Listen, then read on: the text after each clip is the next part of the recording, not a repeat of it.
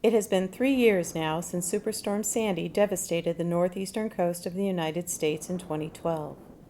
Damages and losses were in the tens of billions of dollars. On the Jersey Shore, the losses were especially hard. Thousands of homes were destroyed, and too many of those are still unoccupied. Thousands are paying both mortgages and rent while living in multiple temporary locations on the road back home.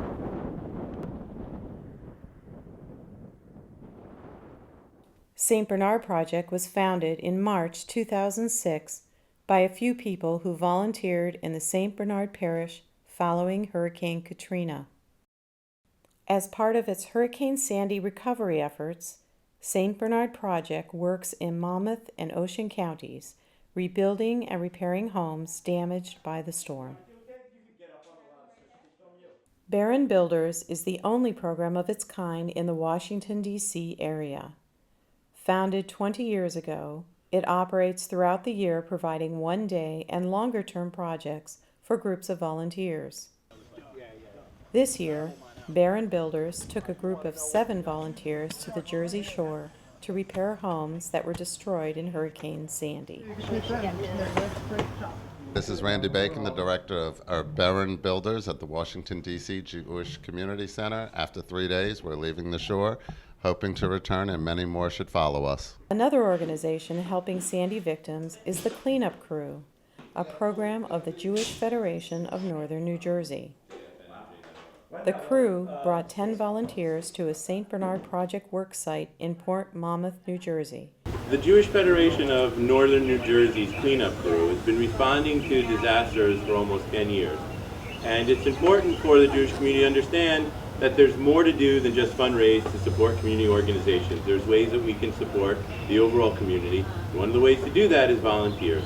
So through the Kleanup Krewe, through Behrend Builders, the Jewish Federation of Northern New Jersey, people can make a difference in other people's lives who are missing out on the ability to live in their own homes, who have, through disaster or through disability, been unable to get back home after a storm, after fire, after a flood. And this is the way that, as a Jewish community, people can give back. And we've been working today with a group from Washington, D.C., and the collaboration between Jewish communities is important as well. It's nice to see that there are other communities that have the same thought and have the same ideas about giving back and making a difference. Through Behrend Builders and our work, we're able to go out into the community and really make a difference. We go into low-income family homes, into homeless shelters, and this project is really able to give us an opportunity to go outside of our Washington, D.C. community and do those same things. And so it really means giving back, and it means widening our horizons and making a difference in the lives of others. So I came down here. It's just really a shame that a lot of these people are still outside their homes after how many years that the storm has passed. I feel like I'm blessed with, my home, a roof over my head. There's no reason these people shouldn't have the same. So I think it's a really good reason for people anywhere. It doesn't matter what kind of skill level you have, just to help these people get home, because that's what matters. My name is Debbie, and I live in Port Monmouth, New Jersey, and my house was devastated by Hurricane Sandy. There was about 5 foot of water throughout the whole first floor, and that's where St. Bernard Project came in. All the volunteers have been wonderful. They come in 6, 8, 10 at a time. In 2 days, they got the floor down. They come back 2 days later, they put another floor down. They come back a week later and put up walls. They supply the material, the doors, the work, the time. And without them, we wouldn't have come as far as we have. We still got a lot more work to do, and thanks to the volunteers of St. Bernard Group, St. Bernard Program, and anyone out there that's willing to come and help, there's a lot more families like mine that still need your help. Thanks. The reality is that disaster recovery is broken in America, and disasters are going to continue to happen in communities all across the country.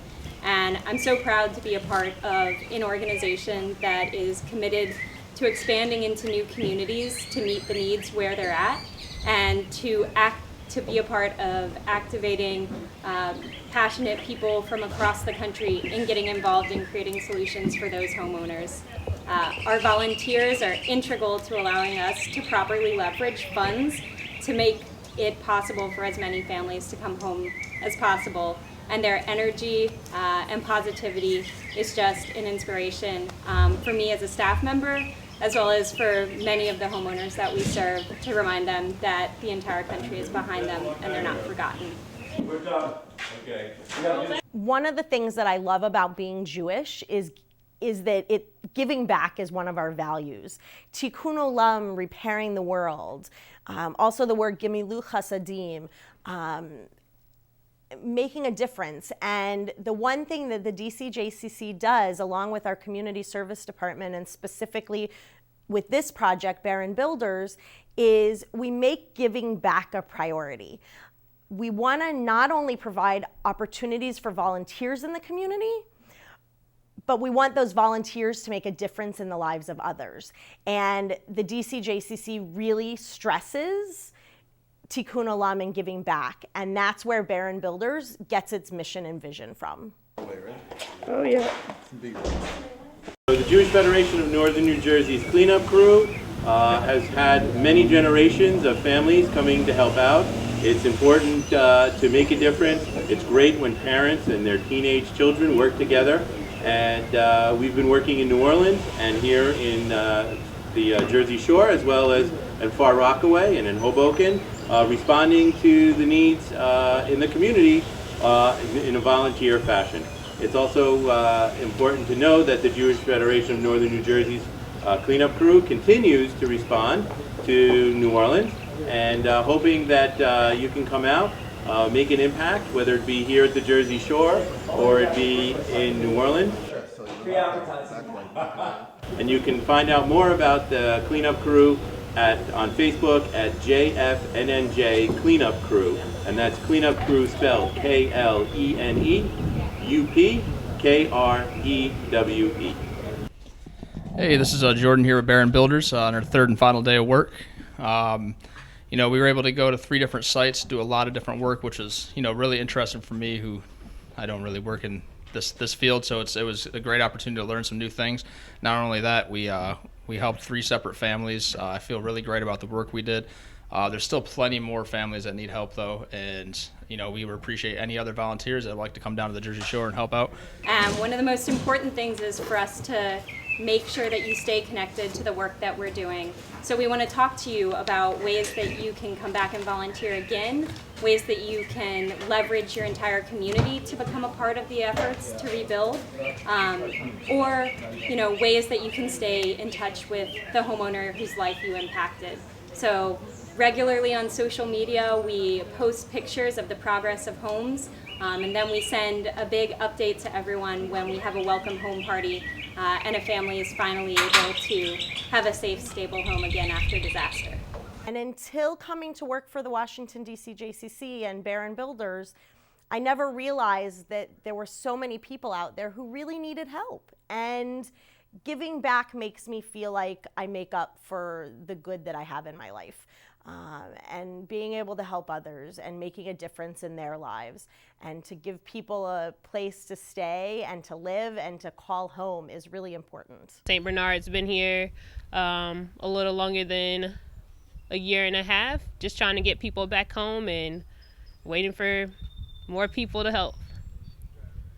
You can see the results, and the families can see the results, and we're nowhere near finished. So there's so much more to do, and I hope that we'll be able to come back again, and I hope you'll be able to join us. Since the devastation of Hurricane Sandy on the eastern seaboard on October 29, 2012, the American Red Cross served as first responders to coordinate relief aid. With 125 dead and survivors without power for weeks, the Red Cross began a massive drive to deliver over 9 million meals. In Queens, New York, this center at the Aqueduct served as the distribution point throughout the city. okay, no one's exempt from what's happening in New York or any parts of the world or the country. You know, it could happen to anyone. So that's one reason to do it. You know, hey, you know, pay it forward. You know, pay it forward and just help others because it comes around and people will do nice things for yourself. For you, I mean. One of the hardest hit areas was the Rockaway Peninsula, which was lashed by the surf and 80-mile-per-hour winds. And the southern tip, Breezy Point, suffered extensive fires that were difficult to control during the disaster. Okay, today we're going to go to Breezy Point once again. We've been doing this every day. Usually I arrive there around 10:30, 11 o'clock and I start feeding. We feed approximately between 160 to 200 clients every day. So we give out hot meals, snacks, water, and blankets, whoever's in need. I'm originally from Hartford, Connecticut, but my chapter's in Boston, Massachusetts. And the reason why I'm doing this because being a retired firefighter from Hartford, I still had it in me to go to help and to do something to make a difference. All of the food and supply distribution operations from this location were volunteers who themselves came from around the country to lend a hand. It makes you feel good about yourself. It makes you feel good as far as what you're doing to help others. And that's really important.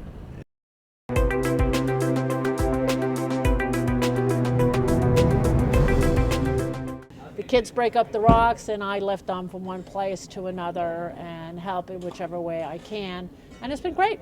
It certainly beats going to a gym. This gives you a different kind of view of young people working together towards a common goal. I'm in middle age.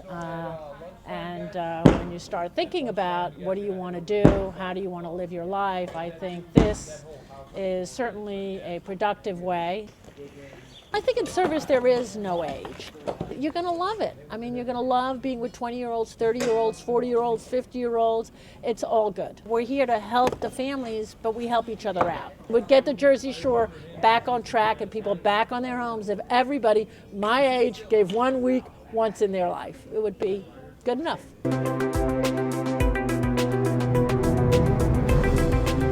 We are the first group that has stayed here at Camp Evans as volunteers, and the facility is amazing.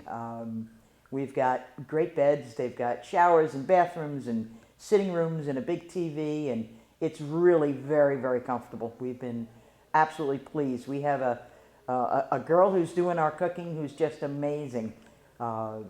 She felt that she couldn't help out doing all the building, so she decided to come along with us and take care of all of our food needs, and it's been a marvelous experience. So when you come down, it will definitely be a place that you will remember always.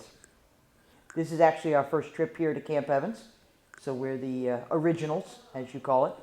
And the reason we do it, I do it, it's a great feeling. I mean, we get a lot more out of it than the actual homeowners do. I know that sounds a little bit crazy, but the idea of doing something that's helping somebody else in such a big way, a home is not a home until you're able to be back in it. So that's really why I do it, and probably why most of us do it. So, and we love doing it.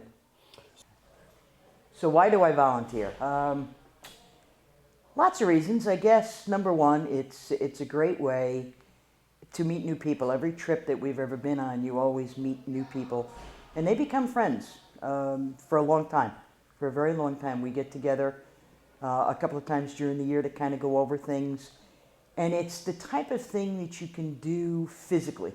You see the end result, and that's really what the best thing is. Like today we went in and we literally walked into an empty room, and now that room is completely sheetrocked, and that's an amazing feeling that you can do something for somebody else and see the end result. A lot of times if you give money and things of that nature, it's great, but you don't feel it or see it or touch it.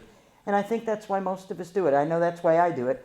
My talents are I can whack a hammer, I can sheetrock, I can mud, I can do a whole bunch of things. So for me, it's a way to give back for all the things that God's been great enough to give me in my life.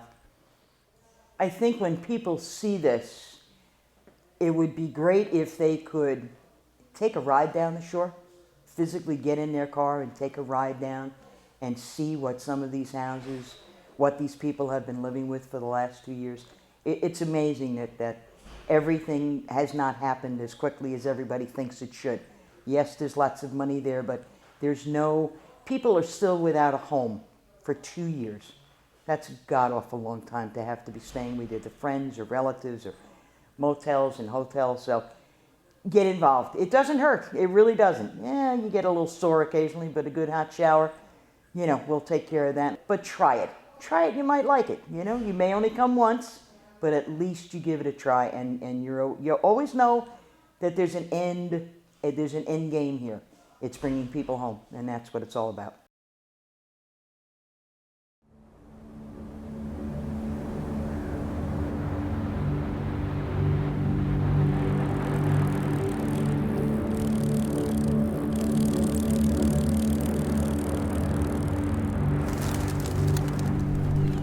I read it in an article in yesterday's Daily News, and when I saw the address, I said to myself, well, I live in the housing complex that's right next to where the clinic's going to be located, so let me come by and check out the open house. But let me show you around. Sure. So there's 3 exam rooms. Oh, okay. Pretty standard. Doctors of the World USA is based here in New York City, and when Hurricane Sandy ravaged the Rockaways, we came out to see if there was a way to get involved. Like a triage location? It's triage, phlebotomy, vital signs, one-stop shop. Well, Doctors of the World were doing home visits, and they realized they couldn't just leave because they'd be walking away and the need would still be there. And we just got our house back to where it's almost livable. It still needs a kitchen, sink, stove, sheetrock, some things like that, but we're actually able to live there now. It's funny, I didn't even know you gave me a Band-Aid for my flu shot. Oh, really? Yeah. You got home, you're like, what's that on my I was like, arm? what is that? Follow the light with your eyes, but don't move your When you hands. completely destroy the transportation infrastructure and displace all the local physicians, these things become all the more desperate. One more time. Good. Sounds clear. I lost my job last year, so I had no insurance, so this really came in, it was a godsend. Really came in very good. It's coming Thursday, I'm gonna come back anyway. Yeah, there you go. Yeah, it's I'll come back whatever hour. Okay. Yeah, and our clinic hours are right there. I always had the same doctor for 20 years, you always go to the same doctor, and he sees you, tells you these stories, and he just writes your prescription, you walk out the door. The examination I got today was probably better than any examination I ever got from him in 20 years. I want to thank them for coming to us, and they're thanking me, and you see it in their eyes, and nothing beats that. This is why I came into this work, and absolutely nothing beats that. By providing free healthcare services doesn't make us any different. We are not saviors of the world, we're doctors of the world. There's a free clinic and they're not going to question their undocumented or uninsured, then they can feel safe to come here. Right. We're not just seeing people in the Rockaways, people are even coming from Queens or Brooklyn. We could provide services for quite a while and not run out of things to do. Hopefully this clinic will be here for a while and people like myself would be able to take advantage of the services that it will offer. And We're here to stay. This is Doctors of the World USA's home, and we want to make sure that local residents understand that we're here to help provide them with services that we feel are theirs by right. You can take a few days if you'd like. Okay. Yeah, I'll scan it in. Yeah. Heather, we want to get involved too. We really, don't want to just stay here. We want to get out into the community. So, absolutely. If there was no doctor, this place here, I would have nowhere to go to get services. I'm just surprised you guys only open 2 days a week. I can't remember the last time I've been to a doctor. We're here for you. I get a 1-month supply of my medication, which was really good. She also referred me to a dentist and an eye vision. We're not here to put Band-Aid to a problem, but we're here for the long term. We're not a fly-by-night. We are here, and we're here for them. I think Rockaway's going to come back, and it's going to be great, just like it was before. Probably better, actually. It's really exciting to see and exciting to be a part of that. But we're always looking for more people to help get involved. If you're interested, we need medical professionals, but also lay people to help with the administration of the clinic. And we'd love to hear from you. You can log on to our website or get in contact with us at help@doctorsoftheworld.org.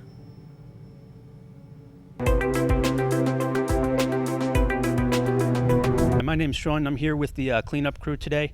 We're here trying to get these people home as soon as possible.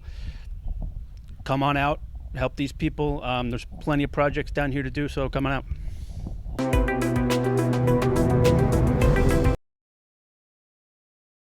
We responded to Sandy in a couple of different ways. First was prepping. When we went into Sandy, we were prepping to care for the animals that were in our care if the hurricane was going to strike us here. And that was the consideration that was being made. Sending teams out onto the barrier islands to extract animals that were trapped over there. And one night we got a call. I had one of my board members was on one of the extraction teams. We got a call from her saying they had a semi truck of 88 animals that was loaded on the barrier islands. It's 5 o'clock at night. At 5 o'clock at night in November, it's November 5th, 5 o'clock at night, it's dark, and we have no electricity. We'd lost it during the storm. So we're in the dark and it's dark. We got a call. We will, 6 o'clock that night, we're full, 88 animals. Can you take them? Can you take us? Everywhere was black, and you could see them coming because they had a police escort. So you saw the sirens approach. The semi got to the head of the driveway, couldn't make the turn, and so they had to stop there. And then you had police officers carrying animals down 2 by 2 our long driveway, placing them on the ground. They would go in, we would take them in, triage them, get them into one of our carriers, move them out, and the carriers would go back to the truck. In all, by about 1 o'clock in the morning, all of the animals had been taken out of the semi, and then the families started arriving because families had heard that we were going to be a receiving station, and for some families we didn't have their animals, but for some we did. Sadly, for some we had 1 but not 2, that they knew they had left 2 cats and only 1 was found in the home or circumstances like that. But by the end of the night, we had processed all 88 animals and we had tucked 50 of them onto the ground so that they could be safely secured. And then for the next many months, most of those animals stayed with us because their owners were in temporary shelters. But gradually over time, and so they sort of converted into our traditional model, and then gradually over time, the animals were reunited with their families. We were standing in exactly the right place at the right time. I lost everything in that. The worst is the sentimental things. Thank God I didn't I would never leave without my animals, and that's why I was going to stay. So I had 8 feet of water. I'm 5'7", so that's, the refrigerator was floating in the bedroom. The windows were all broken. I have pictures online somewhere. You're walking around like the Walking Dead after that. It's all about sort of recognizing the unique nature of pet-owning families and how the animal is a part of that family and helping support them and keep the family intact. That's really our goal, keeping the family intact. There's so much research that says that having a pet, being able to sit and do this with a cat or a dog when you're stressed is it provides so much relief that you want to be able to support that. The outpouring of support from people far and wide who never even heard about Oceanport has touched so many lives here. Bobby and his family suffered probably the extreme loss from the storm. And yet he was the first one there way back in October helping other people in need.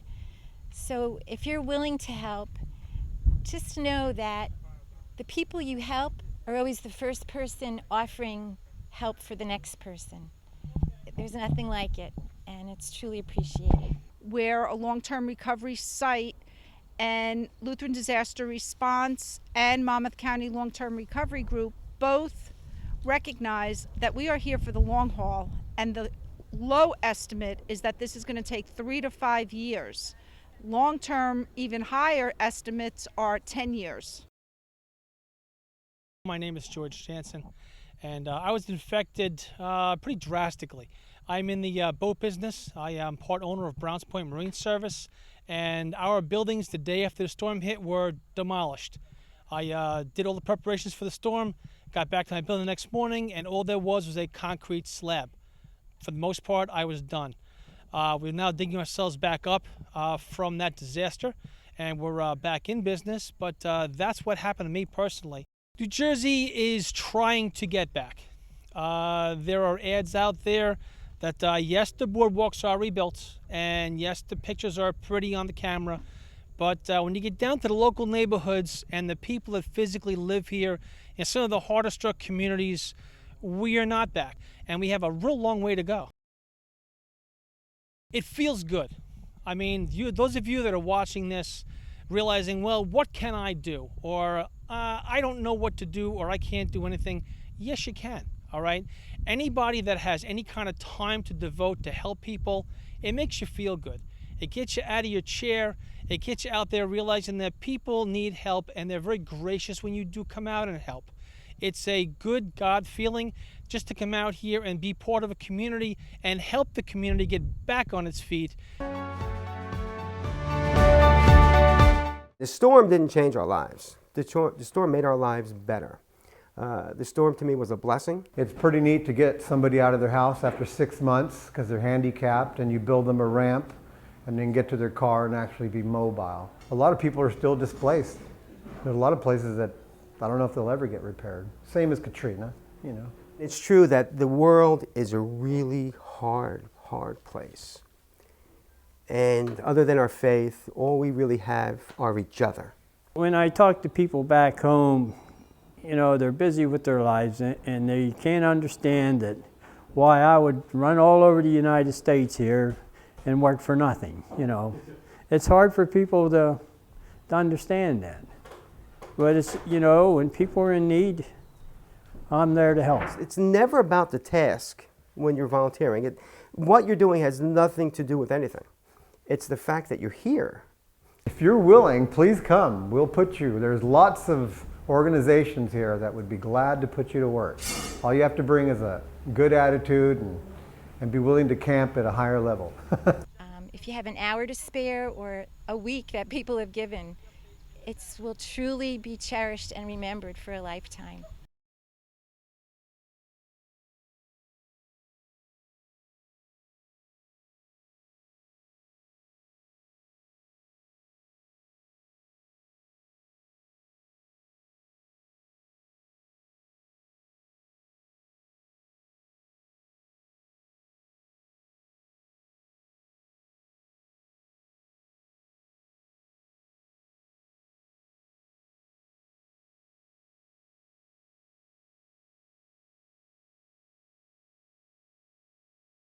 Rolling, rolling.